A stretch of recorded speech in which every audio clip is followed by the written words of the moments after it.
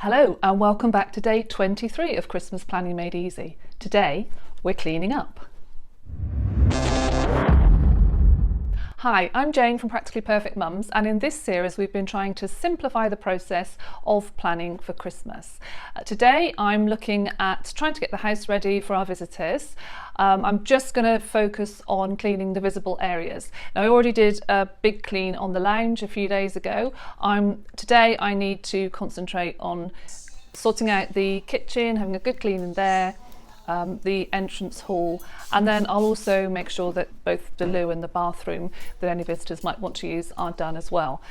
I've stuck on a few loads of laundry already, so yes. And I've done a bunch of wrapping this morning, which I hadn't quite finished off. There's still a few bits to go, but you know, there's going for progress here, not perfection as usual. Under the circumstances, I'm still not sure whether anyone's going to be staying here on Christmas night.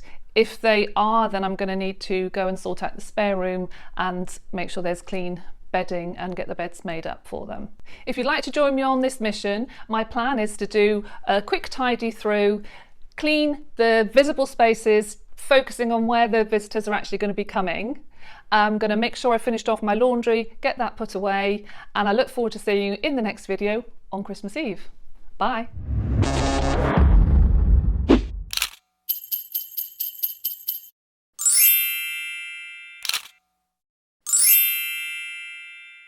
Hi, I'm Jane from Practically Perfect Mums, and in this series we're trying to